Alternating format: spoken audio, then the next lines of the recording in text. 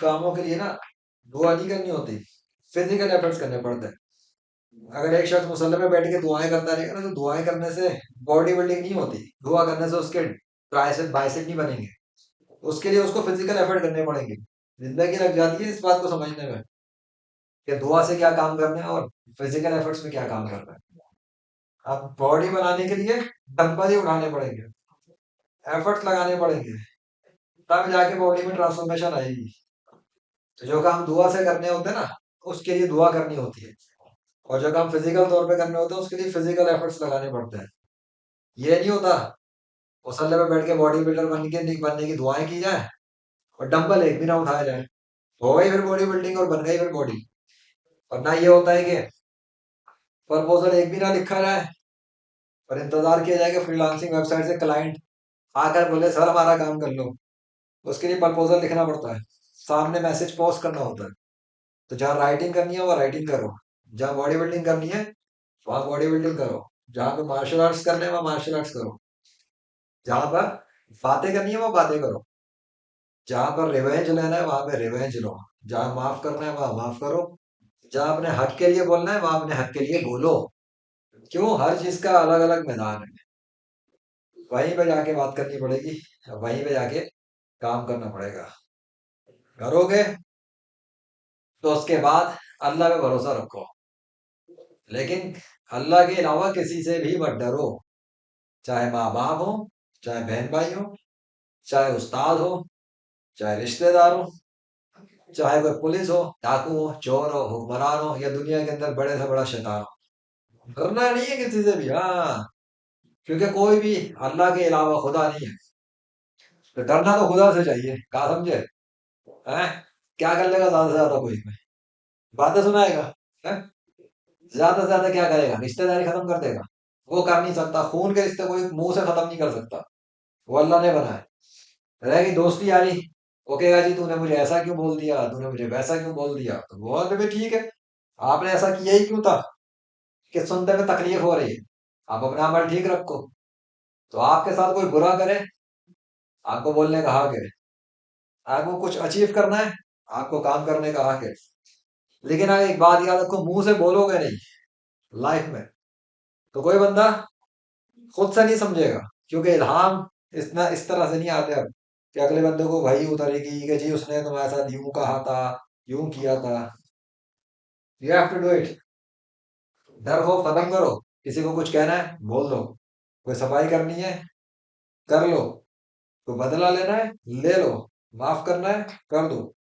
लेकिन कोई प्रेशर दे, दबाए, मारे पीटे, अच्छाई का नाजायज फायदा उठाए, तो फिर उसको उसकी औकात भी दिखा दोगे, इतने भी गए गुजरे नहीं हो। क्योंकि ऐसा कुछ तो फिर लाश के साथ हो सकता है कि लाश पड़ी है और उसके साथ जो लाके मारे घुसे मारे कुछ भी करे, लाश नहीं बोलती।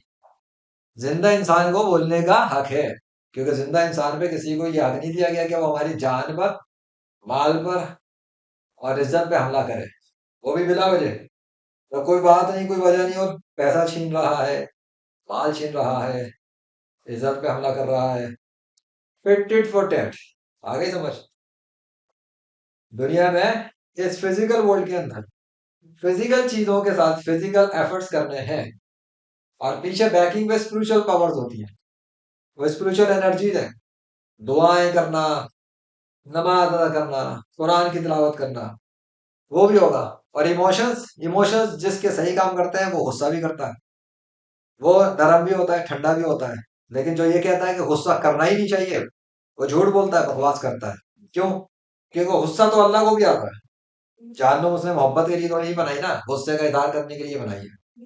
तो बस अल्लाह की भी सुन्नत है, जब वो किसी कौम को तबाह करता है तो मोहब्बत में थोड़ी करता, वो भी गुस्से और जलाल में ही करता है। जब वो हद पार कर लेते हैं और गुनाह कर करके क्रॉस कर देंगे लिमिट्स, फिर अल्लाह अपना गुस्से का इजहार करके बर्बाद करके जहन्नुम में फेंक देता है कि चलो दफा हो जाओ यहाँ से। आई समझ में? तो गुस्सा भी करना जायज है, लेकिन जगह महल मौका होना चाहिए। ये नहीं हो कि आपको कोई थप्पड़ पे थप्पड़ मार रहा है सड़क के ऊपर और आप कह रहे नहीं जी वो फरिश्ते आके इंतकाम लेंगे। अबे फरिश्ते कहाँ से आ जाएंगे? खुद बुजदिल बने हुए हो और पिट रहे हो। जवाब देना सीखो और हाथ रोकना सीखो। और हाथ रोकने के लिए भी फिजिकल एफर्ट्स करने पड़ते हैं। और अगर हाथ कमजोर होंगे तो फिजिकली जो ताकतवर होगा ना तुम्हारे सामने, तो तुम उसको देख के डरोगे, अबे यार इसकी बॉडी देखी है, नहीं भाई मैं तो पंगा ही नहीं ले रहा, एक मुक्का मारेगा और गए। तो कैसे मारेगा?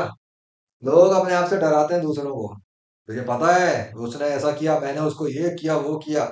इस तरह लोग अपनी धाक बिठाते बिठा देते हैं तुम्हारे दिल में, ताकि तुम डरो, तुम भी सोचो कि पता नहीं क्या है। तो मैं तुम्हें उसकी एक टेक्निक देता हूँ।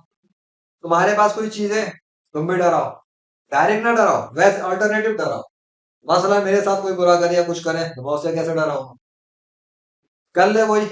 मेरा भी एक दोस्त है, वो अगले की ऐसी तैसी कर देता है, बीमारियां जिसम में डाल देता है, हाथ पैर मफलूज कर देता है, सर में दर्द कर देता है, सत्यानाश मार देता है अगले का। जो मेरे साथ दुश्मनी करता है या कुछ करने की कोशिश करे, हाँ, और मैं सबर कर लूं कि ठीक है, अपने दोस्त को बोल दूं यार दोस्त, सवाल है इसको, इसने मेरे साथ ये किया है।